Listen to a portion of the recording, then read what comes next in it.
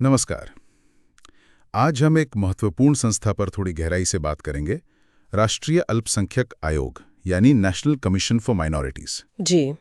हमारे पास इससे जुड़े अध्याय के कुछ अंश हैं और आज हम समझने की कोशिश करेंगे कि ये आयोग क्यों बनाया गया, इसकी बनावट कैसी है और असल में ये करता क्या है। हाँ, ये जानना जरूरी है। देखिए, एक बात तो साफ है कि संविधान में सुरक्षा उपाय तो दिए गए थे अल्पसंख्यकों के लिए, पर फिर भी कहीं ना कहीं एक असमानता और भेदभाव की भावना शायद बनी हुई थी उनमें। बिल्कुल। और इसी पृष्ठभूमि में ऐसा महसूस हुआ कि एक समर्पित आयोग की जरूरत है। तो चलिए इसी पर विस्तार से बात करते हैं। हाँ, और अगर हम संदर्भ देखें तो सरकार के लिए राष्ट्रीय एकता, जिसे नेशनल इंटीग्रेशन कहते हैं, वो बहुत अहम थी। हमेशा से रही है। और ये भी जरूरी था कि अल्पसंख्यकों के लिए जो संवैधानिक और कानूनी सुरक्षा उपाय है वो असरदार तरीके से लागू हों, मतलब सिर्फ किताबों में ना रहें। सही बात है, जमीन पर दिखें। बिल्कुल। इसी सोच के साथ इस आयोग की जरूरत महसूस हुई। तो जो पहला कदम था वो शायद 1978 में लिया गया। जी हाँ, 1978 में भारत सरकार ने एक कार्यकारी प्रस्ताव, मतलब एक एग्जीक्यूटिव रेजोल्यूशन के जरिए अल्पसंख्यक आयोग या माइनॉरिटीज कमीशन बनाया था। और ये गृह मंत्रालय के तहत था। हाँ, उस समय ये मिनिस्ट्री ऑफ होम अफेयर्स ने जारी किया था और इसका मकसद बिल्कुल साफ था, अल्पसंख्यकों के हितों की रक्षा करना और उनमें आप कह सकते हैं व्यवस्था के प्रति एक विश्वास जगाना। ठीक है, लेकिन ये तो कार्यकारी आदेश था, शायद इसकी शक्तियां सीमित रही होंगी। हाँ, यही महसूस किया गया बाद में कि अगर आयोग को कानूनी दर्जा, मतलब स्टैट्यूटरी स्टेटस दे दिया जाए तो वो ज्यादा प्रभावशाली होगा। उसकी बात में वजन होगा। बिल्कुल, उसकी विश्वसनीयता बढ़ेगी, उसकी शक्ति बढ़ेगी। और इसी सोच के साथ फिर national commission for minorities act 1992 लाया गया। अच्छा, तो ये कानून था जिसने इसे असली शक्ति दी। जी हाँ, इस एक्ट के लागू होने के बाद ये आयोग एक सांविधिक निकाय, एक स्टैट्यूटरी बॉडी बन गया। और फिर इसका नाम भी बदला गया। हाँ, 1993 में इसका नाम औपचारिक रूप से राष्ट्रीय अल्पसंख्यक आयोग यानी नेशनल कमीशन फॉर माइनॉरिटीज रखा गया और इसी साल पहला सांविधिक आयोग गठित भी हुआ। तो ये अब एक स्वायत्त निकाय, ऑटोनमस बॉडी की तरह काम करता है। जी, ये एक ऑटोनॉमस बॉडी है, लेकिन ये अल्पसंख्यक कार्य मंत्रालय, मिनिस्ट्री ऑफ माइनॉरिटी अफेयर्स के प्रशासनिक नियंत्रण में काम करता है। अच्छा, ये मिनिस्ट्री ऑफ माइनॉरिटी अफेयर्स तो बाद में बना था शायद। हाँ, ये मंत्रालय 2006 में सामाजिक न्याय और अधिकारिता मंत्रालय से अलग करके बनाया गया था। पहले ये उसी का हिस्सा था। ये दिलचस्प सफर रहा है आयोग के बनने का। एक और दिलचस्प बात जो मैंने पढ़ी वो ये कि कानून में अल्पसंख्यक या माइनॉरिटी शब्द को परिभाषित नहीं किया गया है। हाँ, ये वाकई में एक बहुत ही दिलचस्प पहलू है। एक्ट में माइनॉरिटी की कोई परिभाषा नहीं दी गई है। तो फिर ये कैसे तय होता है कि कौन अल्पसंख्यक है? ये अधिकार केंद्र सरकार को दिया गया है। सेंट्रल गवर्नमेंट को ये शक्ति है कि वो समुदायों को अल्पसंख्यक के रूप में अधिसूचित, मतलब नोटिफाई कर सकती है। और सरकार ने इस अधिकार का इस्तेमाल किया है? जी हाँ, बिल्कुल। 1993 में केंद्र सरकार ने 5 धार्मिक समुदायों को अल्पसंख्यक का दर्जा दिया। कौन कौन से? इसमें थे मुस्लिम्स, क्रिश्चियन, सिख, बुद्धिस्ट और पारसी, जिन्हें ज़ोरास्ट्रियंस भी कहते हैं। और बाद में इसमें और भी समुदाय जोड़े गए? हाँ, काफी समय बाद 2014 में जैन समुदाय को भी इस लिस्ट में शामिल किया गया। तो अब कुल 6 समुदाय हैं। ठीक है, अब जरा ये समझते हैं कि इस आयोग में होता कौन कौन है, इसकी संरचना, इसका कंपोजिशन क्या है? देखिए, आयोग में कुल 7 लोग होते हैं।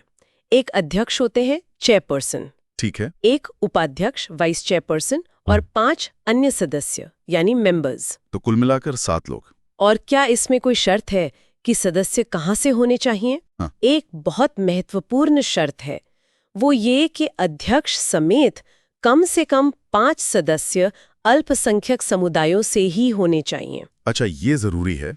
और इनकी नियुक्ति कौन करता है? इन सभी की नियुक्ति केंद्र सरकार करती है। किस आधार पर चयन होता है?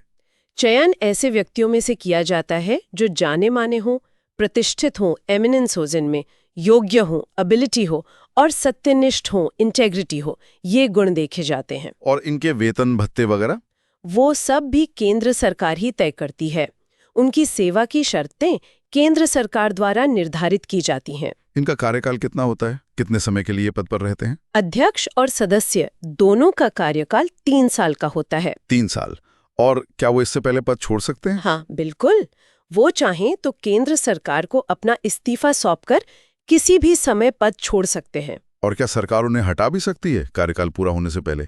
जी हाँ, कुछ विशेष परिस्थितियां हैं जिनमें केंद्र सरकार अध्यक्ष या किसी सदस्य को उनके पद से हटा सकती है। क्या है वो आधार? कई आधार हैं, जैसे अगर कोई सदस्य दिवालिया हो जाए, अनडिस्चार्ज्ड इंसॉल्वेंट जिसे कहते हैं, अच्छा। या फिर उसे किसी ऐसे अपराध के लिए दोषी ठहराया गया हो जिसमें नैतिक अधमता शामिल हो, मोरल टर्पिट्यूड, या मान लीजिए किसी सक्षम न्यायालय ने उसे विकृत चित्त यानी अनसाउंड माइंड का घोषित कर दिया हो। ठीक है, ये तो स्वास्थ्य से जुड़ा है। हाँ, या फिर अगर वो सदस्य अपना काम करने से ही इनकार कर दे या काम करने में अक्षम, इनकेपेबल हो जाए। और अगर कोई सदस्य बैठकों में ही ना आए? हाँ, वो भी एक आधार है।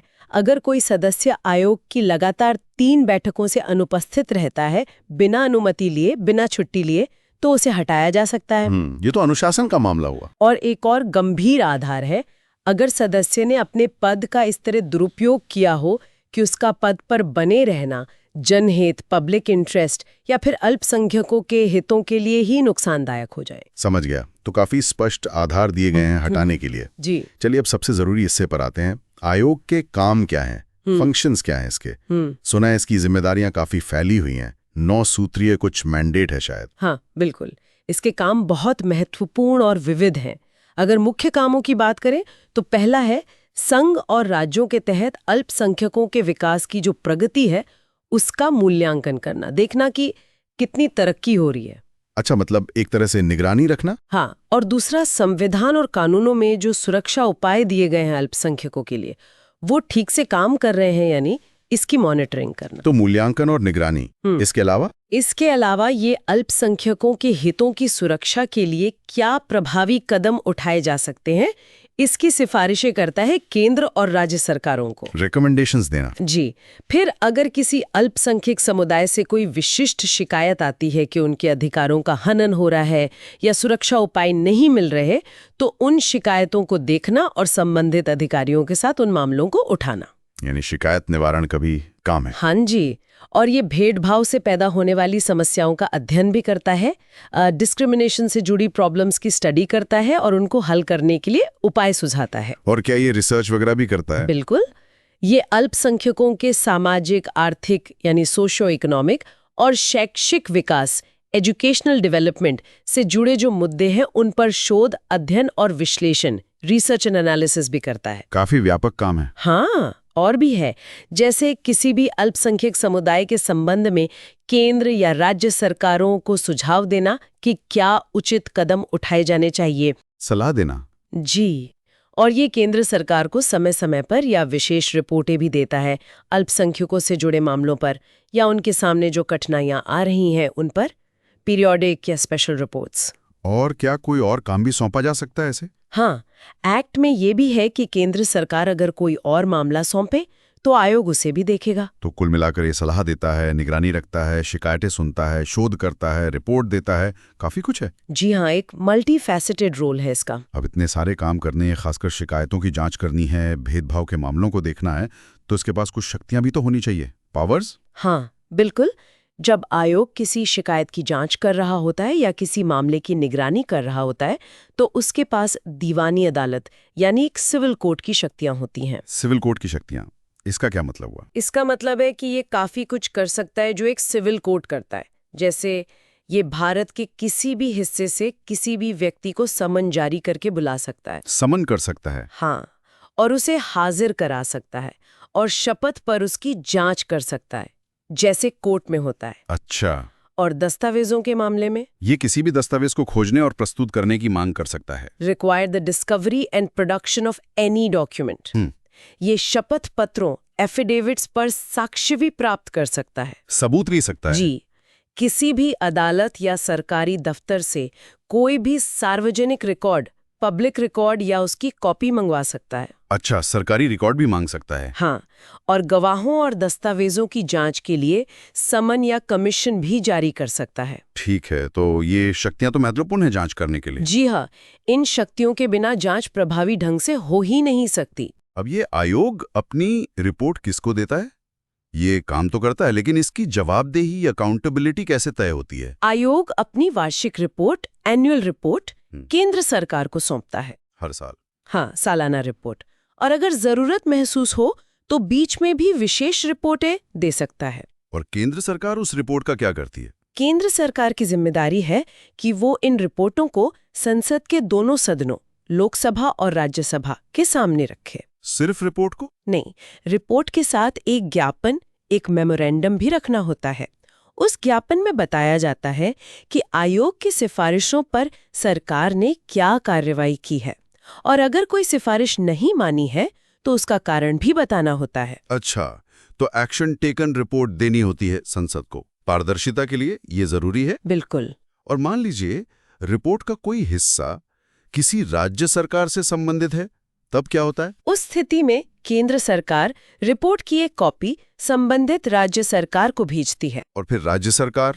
फिर राज्य सरकार का ये कर्तव्य है कि वो उस रिपोर्ट को अपने ज्ञापन के साथ, जिसमें वही बातें हों कि क्या कार्रवाई की गई या क्यों नहीं की गई, राज्य विधानमंडल, स्टेट लेजिस्लेचर के समक्ष प्रस्तुत करें। तो जवाबदेही केंद्र और राज्य दोनों स्तरों पर सुनिश्चित की गई है। जी हाँ, प्रक्रिया ऐसी बनाई गई है। तो अगर हम सार निकालने की कोशिश करें तो हम कह सकते हैं कि राष्ट्रीय अल्पसंख्यक आयोग एक सांविधिक निकाय है, लीगली एस्टैब्लिश बॉडी है। हाँ, जिसका मुख्य काम अल्पसंख्यकों के जो संवैधानिक और कानूनी अधिकार हैं उनकी रक्षा करना है, उन पर निगरानी रखना है, सही, उनकी शिकायतें सुनना है और उनके बेहतरी के लिए सरकार को सिफारिशें देना है। यही है ना मोटा मोटा? बिल्कुल सही कहा आपने। संक्षेप में यही इसके मुख्य कार्य है। लेकिन यहाँ एक बात पर गौर करना चाहिए। हाँ, बताइए। जो आकर्षक बात है वो ये है कि ये आयोग सिर्फ ये नहीं देखता कि सुरक्षा उपाय मौजूद हैं या नहीं। कागज पर तो बहुत कुछ होता है। हाँ, वो तो है। ये आयोग ये सुनिश्चित करने की कोशिश करता है कि वो उपाय जमीनी हकीकत में बदलें, वो लागू हों, और इससे भी बढ़कर ये अल्पसंख्यकों को अपनी शिकायतें रखने के लिए, अपनी बात कहने के लिए एक औपचारिक मंच, एक प्लेटफॉर्म देता है। हाँ, ये बहुत जरूरी है। किसी भी लोकतंत्र में आवाज उठाने की जगह होनी चाहिए। बिल्कुल, ये इसका एक बहुत महत्वपूर्ण योगदान है। तो हमने इसकी स्थापना, संरचना, काम, शक्तियां सब पर बात की। अंत में मैं श्रोताओं के लिए एक विचार छोड़ना चाहूंगा। जरूर। भारत जैसा देश, इतनी विविधता वाला देश है, यहाँ संविधान में बड़े अच्छे वादे किए गए हैं अल्पसंख्यकों के लिए, लेकिन जमीनी हकीकतें कई बार बहुत जटिल होती हैं। हाँ, ये सच है। तो सवाल ये उठता है कि ये जो आयोग है अपनी वर्तमान भूमिका और शक्तियों के साथ इन ऊंचे संवैधानिक वादों और जो जमीनी हकीकत है उसके बीच की खाई को पाटने में असल में कितना प्रभावी हो सकता है। ये सोचने वाली बात है। इस पर विचार किया जा सकता है। ये कितना सक्षम है इस खाई को भरने में। बिल्कुल, इसकी प्रभावशीलता हमेशा मूल्यांकन का विषय रहेगी।